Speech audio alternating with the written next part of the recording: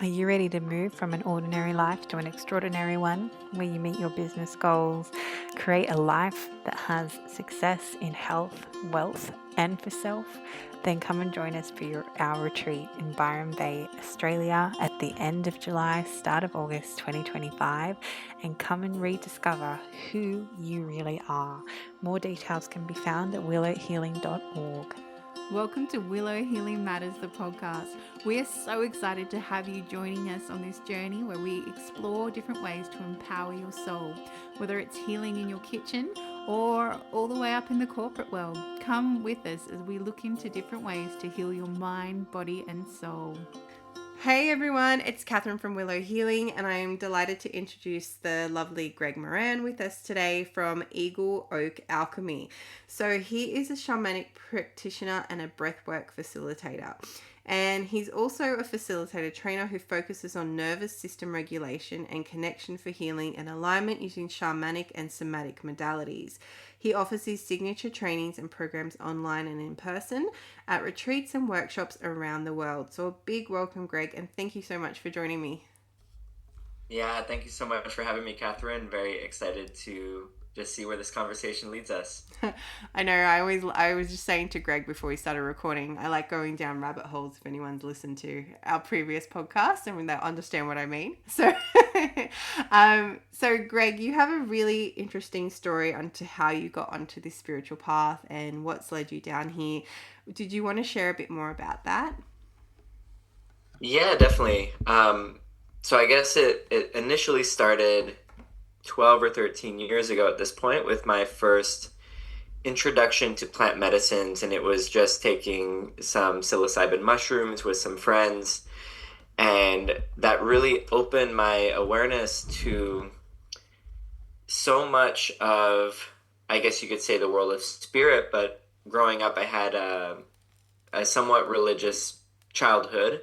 The school that I went to was very Southern Baptist oriented, and so I had a lot of Bible kind of drilled into me from a very young age, and saw through a little bit of the manipulations with like the fear-based tactics and stuff to get people to follow along, and still felt that the Bible held a lot of truth, and that these religions held a lot of truth within them, but that the organized religion aspect of it was kind of corrupted in a sense.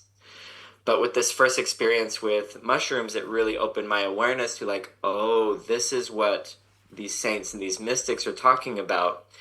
And with that just began this multi-year long journey of just exploring pretty much religious texts from all over the world. I began to become very interested in shamanism and shamanic practices, and began to basically read everything that I could find on it.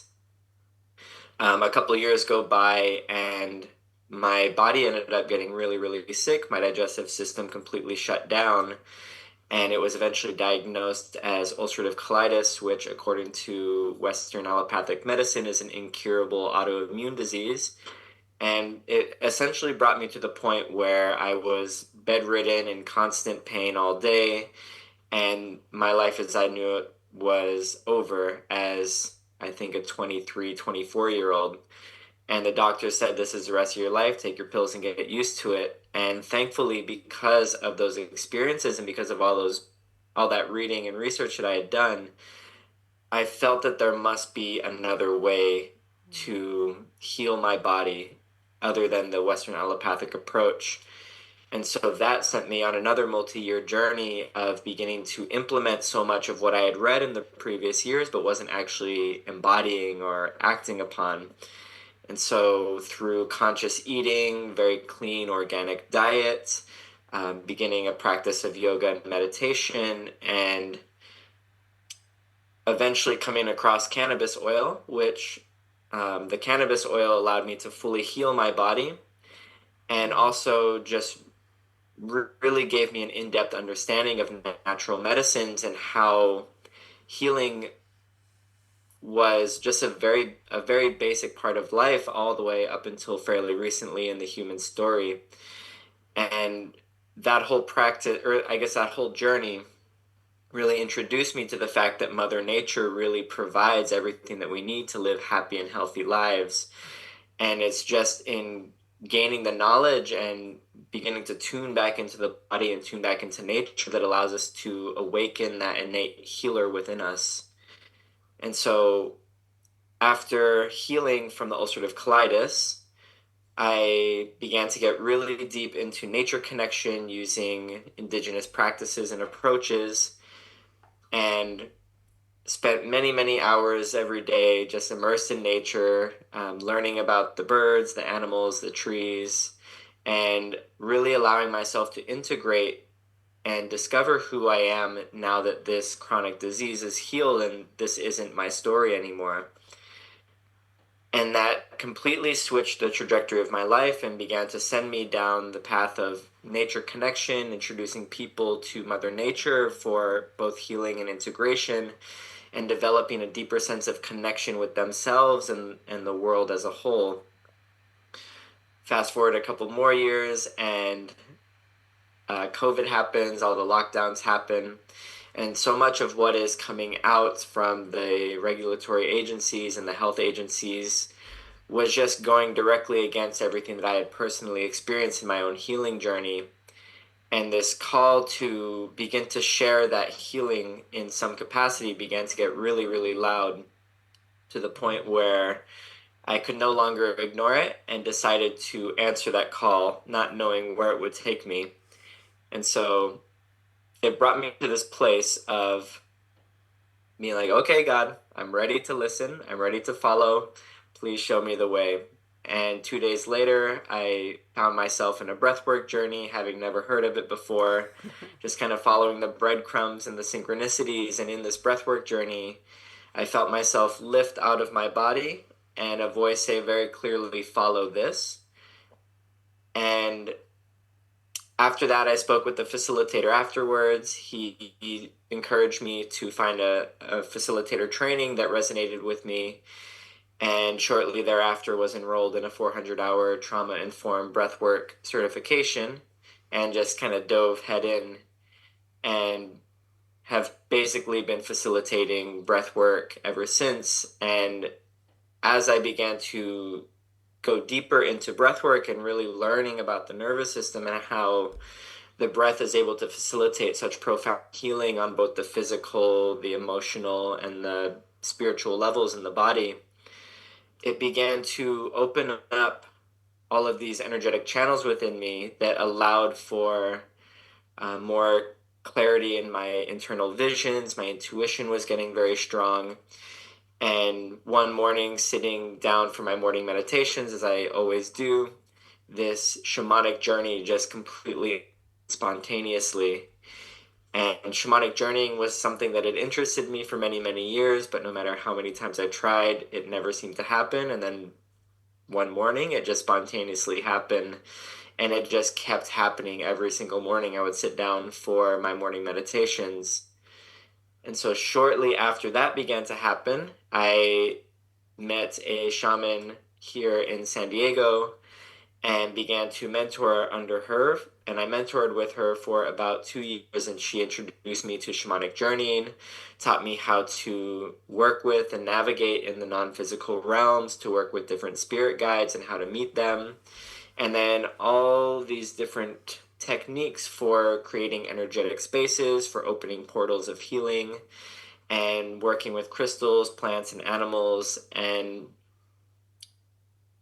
yeah, ultimately all of these different pieces just came together to allow me to share these modalities in the different ceremonies and retreats that I'm now holding around the world.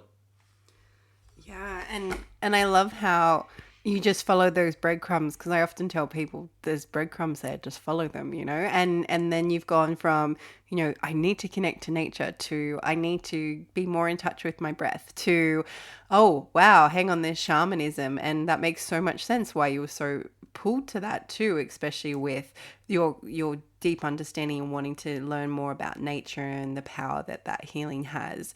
And I just love how that all serendipitously just flows together, right? At least in hindsight, it sounds that way. As Yeah. you're moving through it, of course, you're like, what is happening? Like, what's the next step gonna be? What's the next step gonna be? But in Why? hindsight, Why? Oh, it why? looks like That's such a why. smooth journey. Yeah, yeah. It's when you follow the breadcrumbs, you'll be amazed at the miracles and the synchronicities that happen, and in those moments where everything just comes together after it seems like so much of maybe confusion or like being in the unknown for a long time, then all of a sudden everything clicks. 100%. I so resonate with that, especially I know from my life, I look back and go, oh, that's why that happened. And that's why that had to happen that way. And that's why that took so long. Because if I hadn't, if that hadn't taken that long, I would have been stuck in that situation, and the universe will look after us. We just don't understand it while we're in the middle of it, right? Yeah, absolutely. Yeah. And this is where the mentorship with the shaman here in San Diego, this is where what she taught me, it still continues to land deeper and deeper and deeper. And ultimately, what I've learned from going down the shamanic path is that it's about just trusting your channel and the little nuggets of insight and intuition that you receive, just learning to trust that and to take those steps, even if your mind is freaking out because it's not all put together. If you feel that calling, the invitation is to really trust it and trust that you're guided, because you have countless spirit guides that are here with you, and they're watching over you, they're supporting you. But so often we disregard those feelings and those intuitive hits that we receive in favor of kind of a more over analytical or logical viewpoint of things. But when we tune into the body, there's so much wisdom that's just waiting there to be revealed and to be accessed. Yeah. Yeah, I often say to people, intuitive hits aren't meant to be put in the drawer and then looked at later. They're there for a reason for you to act on right now. And even being a parent, if you don't follow your intuition straight away, where you get this insight of like, oh, I really think I need to go stop that right now because my child's about to hurt themselves. And when you ignore that, then they do hurt themselves really badly, and you go, oh, I should have listened to my intuition. So I find that's a really good example for people that have kids that can resonate with too, because it's like, oh yeah, you get those all the time. You don't even realize, you just have this feeling that they're going to suddenly jump off the table for no reason, and you just go dive and you're ready. So yeah, that just trusting. Trust is so hard sometimes, especially when you're in it and just going, no, there's a bigger reason, and finding that trust and trusting the miracles are coming, and seeing the miracles while you're in there too can be really difficult. Yeah, absolutely. Yeah. Yeah. And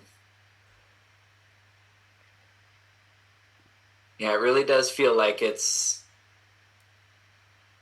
about just continually taking that next step and that next step and that next step, having that clarity of vision of what it is that you're wanting to build or what it is that you're stepping into, but also just that trust that however it unfolds is exactly how it needs to unfold.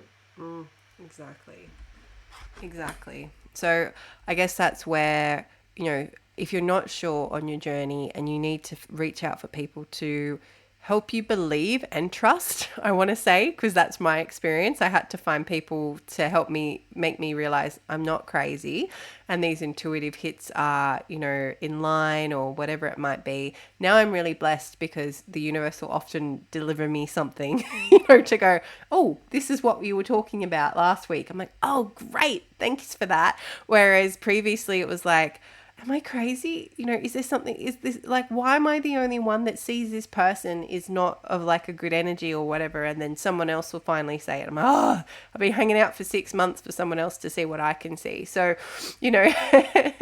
and I guess when you're looking for those people and you want to find someone to trust, this is what we were having a conversation about just before as well, that you need to find someone that's going to create a space for you where you're not feeling less than, but that you're in this equal and open place where you can be vulnerable and start to explore.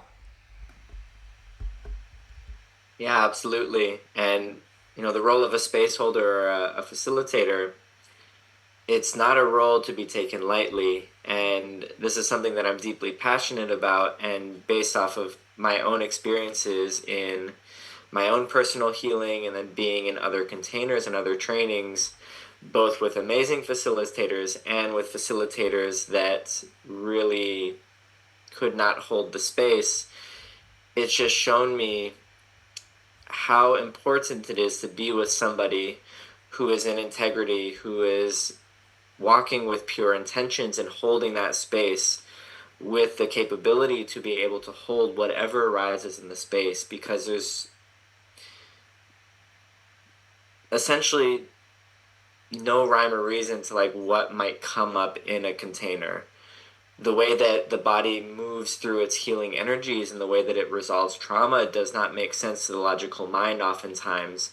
And so as a facilitator, you really want to sit with somebody who has that clear channel, is not pushing their own projections or their own ideas of what your healing needs to look like, but really holding that clear space for your energy to move in whatever ways it needs to. And that can look really wild to a lot of people. It can be very triggering to facilitators who maybe don't have experience or haven't seen something like that before. And so just really being able to go to those depths yourself as a facilitator is very crucial, because there's a saying that I like to share, and it's, you can only take people to the depths to which you've gone yourself.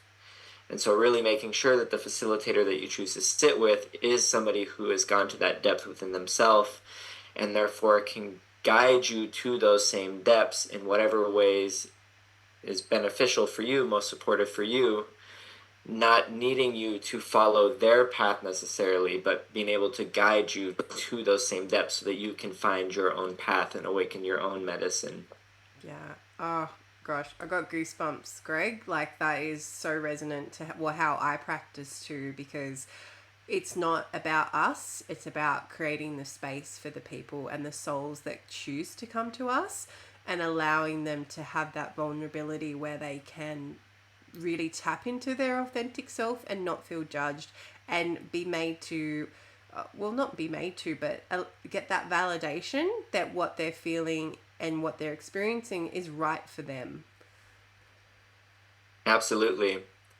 Yeah, and so much of the healing journey, I feel like, is letting go of these ideas and healing from these projections that have been put onto us throughout childhood, throughout our adult life. The example that you shared a few minutes ago is perfect. Of I get a strange feeling from this person, but nobody else seems to like think that. And then 6 months go by, it's confirmed through something, or somebody else feels the same thing. And so often we've been trained to go against what it is that we're intuitively feeling, just because of the way that society is structured, or the way that somebody's wounds may have been projected onto you. And so a lot of the healing journey is, I feel, kind of shedding the weight of what is no longer serving us, shedding the weight of what is not ours in the first place, and really coming to the core of our essence and our knowing, and then beginning to live from that place, integrating that into our day-to-day life, so that is our guiding force, not anything external swaying us off of the path that our soul came here to walk. Yeah. And when I do coaching, we talk about being really clear on your standards and your values and what's right for you, not for anybody else. It's what's clear for you, and things that don't align with that, having the courage to say, hell no, that's not for me, and keep walking with that. And the first times you do it, it's scary as, because all of a sudden you're not in this identity that everyone thinks you are, and you've changed, and they don't know what to do with you. They're like, oh, I don't know how to react to this new Catherine. Who is this person? I don't know. This is not the one I remember. Yeah, absolutely. Yeah, and especially as you begin to tap into that deeper core self, there can definitely be a transition period where people that you maybe hung out with before, they're no longer resonant, because as you begin to align with your truth and begin to follow your truth, if they're not living in alignment with their truth, that's going to create a dissonance or a disharmony in the relationship. And eventually, people will likely fade out of your life. Other people will come into your life who are more in resonance with who it is that you're actually embodying now at that point in your life.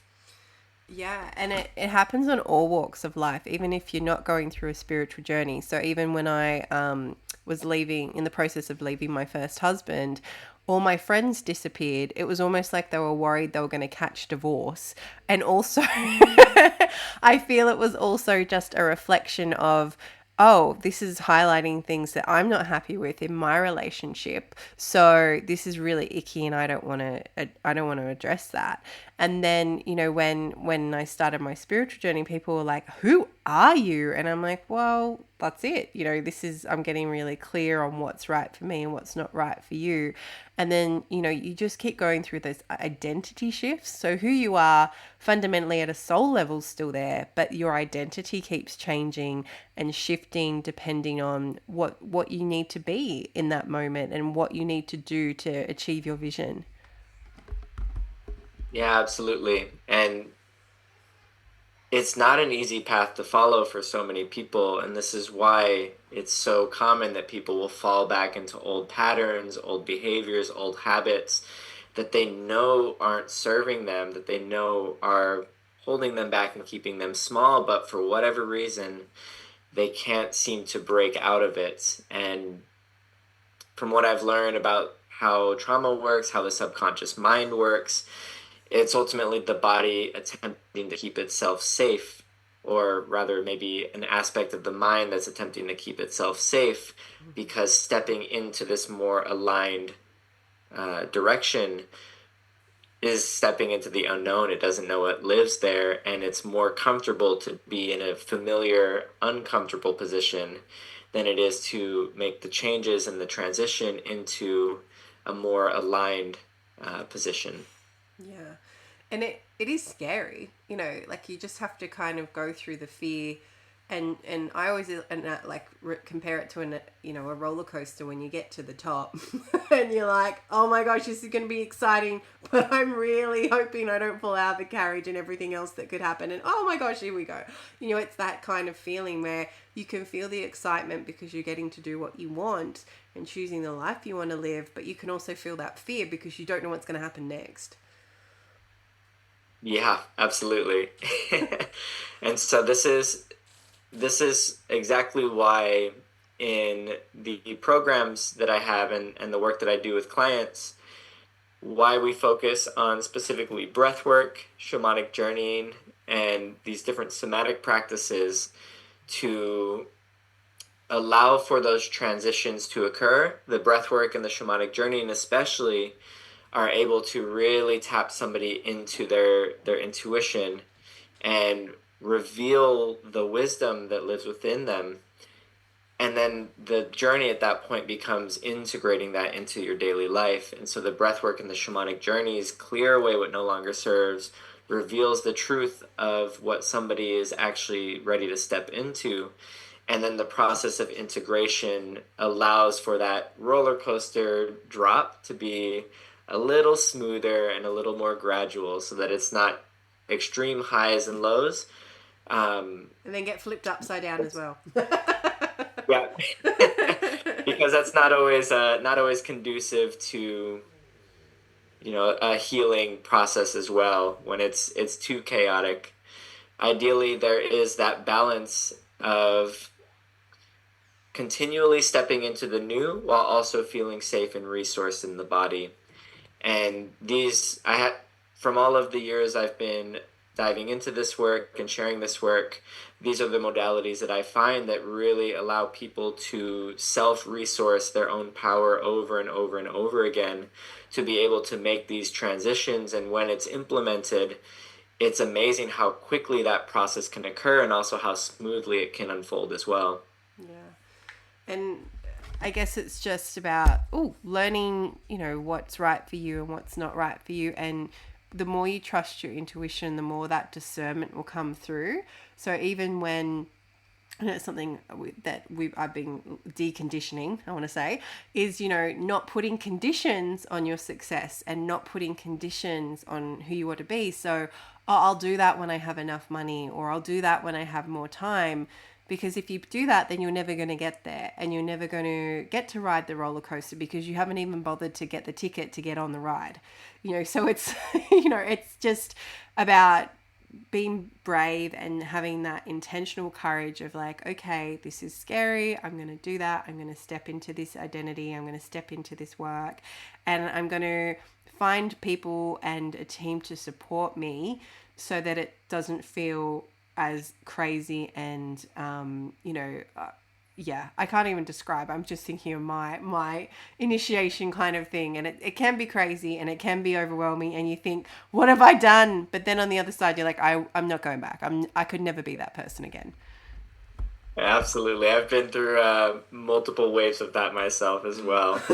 And it reminds me of a Terrence McKenna quote that I really love. And to paraphrase it, he's saying this is the shamanic journey, is hurling yourself into the abyss and realizing that there's a feather bed at the bottom. Yeah. Just taking that leap, taking that step when it's presented, and then just trusting and being present for whatever you meet in that leap or that step. Yeah. And I know I've been on a few shamanic journeys, being guided on them. So is there a particular journey that you've gone through or experienced or shared that has really stood out?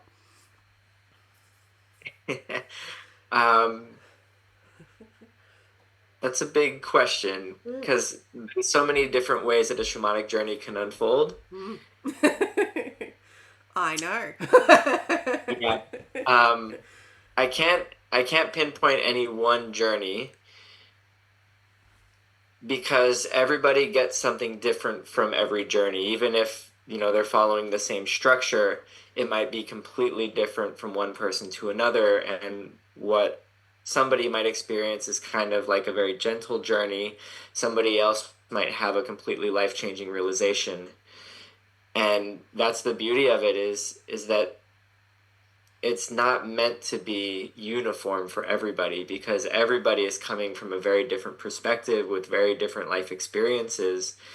And the nuggets of gold, if you will land right when they're needed for that individual. Yeah. And I can really resonate with that too, especially through breath work. It's just everyone's doing the same thing. They're going to the same breathing process, but then what you dive into can be so extreme, can be from,